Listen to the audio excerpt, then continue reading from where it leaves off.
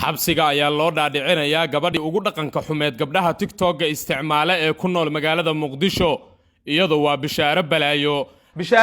markii la xiray laamaha amnigu waxay ii sheegeen in ay ku rad joogaan gabadha lagu magacaabo Habi Ahmed Habi lugdheer waa lagu hayaa waligaa lugdheer soo taagta habiyay godkaagi ayaa biyaha kugu soo galeen waa lagu rad joogaa habiyay adduunka waxaan u jeclahay in intaan sii jeesto carabka la islaaxa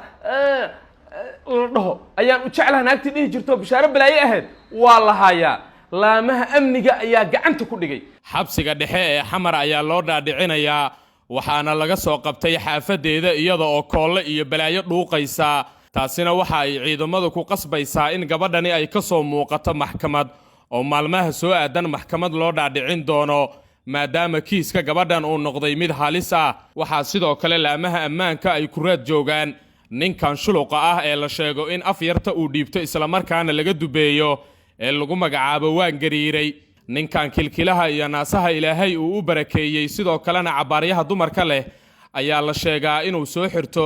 dharka dumarka isaga oo dhaqan xun markaasi ka faafinaya gudaha magaalada Muqdisho wiilasha dhalinyarada ahna $1 iyo $1 ay ku dharbaaxayaan ama af yarta ay uga garaacayaan koorka hadalka warbixintan xasaasiga ah daawada waxaan ka codsanayaa inaad muuqaalkan like saarto si uu u gaaro saaxiibo fara badan oo dhaqan xumada uga fogaada una share garay saaxiibada Facebook kugu weheliyo si aynu u helno saaxiibo u qalbi furan sida adiga oo kale bogan wariye Cabduqaadir Siisiina follow garay si wararka iyo warbixinadaydu ay daqiiqad waliba kugu soo gaaraan war degdeg ah saaxiibayaal bishaaro balaayo xabsiga loo dhaadhacay bishaaro balaayo dadkaan aqoonin waa gabadhii sidaan u dhaqmi jirtay waa gabadhii baraha bulshada dhaqan xumada ku joogtay laamaha amniga oo ayaantan ku raad joogay ayaa saldhigga dhexe ee xamar geeyay markaasi xaaladeedu waa xaalad halis ah waxaa sidoo kale haatan la raadinayaa oo la baadi goobayaa waa gariiray 3 days ku cadaahay 3 days isbedel ku dareemay cunugii dhihi jiro naasaha weynaa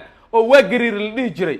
ayaa haatan ciidamada amniga waxa ay ku raad joogaan sidii ay ku soo qaban lahaayeen waa gariir waxa la sheegay inuu baxsaday ayaa la sheegay laakiin laamaha amniga kama baxsan karo waa la soo qabanayaa bishaaro balaayo waxa la rabaa in maxkamad la soo istaajiyo maadaama dhaqan xumo halis ah ay social media ku joogto bishaaro balaayo la idhaha hebelow hadan ku kala qabto leefleefe adduunka waxaan u jeclahay in intaan sii jeesto carabka la islaaxa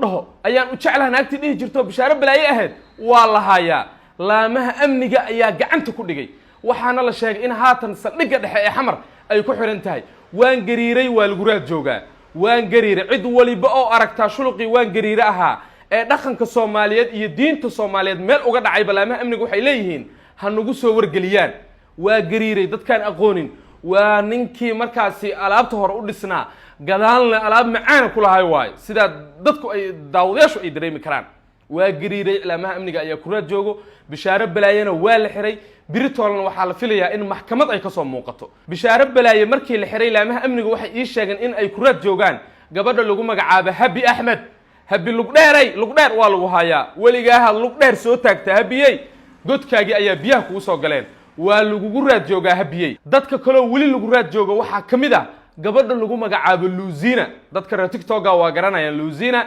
iyadana laamaha amniga ayaa ku raad joogo oo gabadha Luuzina lagu magacaabo iyo Habi Ahmed laamaha amnigu waxa ay ku eedeynayaan in ay markaasi balwad halis ah ay isticmaalaan waliba Habi Ahmed waxa la sheegayaa inay isticmaasho kaniiniga la yiraahdo bilibiliga iyo buluuga oo ah kaniiniyaasha halista ah shiishadana sidoo kale ay cabto laamaha amniga Habi Ahmed waa raadinayaan waa gariir aan u soo laabto waa gariiray waa nin dhalinyaro ah oo ka soo jeedo beesha sharafta leh ee dhul bahanto waliba waa nin reer jaamac siyaasada sida la ii sheegay waa gariiray isna waa lagu raad joogaa waa gariiray su'aalaha la weydiin doono waxay tahay oo ugu horeyso laamaha amniga inay intay dharka ka dhigaan horta la hubiyo waa gariiray yow yahay in la hubiyo ayaa markaasi la rajeynayaa waa gariiray maadaama lagu wareersan yahay dhinaca uu jiro ilaa iyo haatan waxaa la sheegayaa bishaaro balaayo laamaha amniga markay u yimaadeen inay ka biyo diiday inay laamaha amniga ay raacdo taasina loogu bedelay bishaaro balaayo in jilib iyo feer iyo haraati iyo baalood markaas lagu garaacay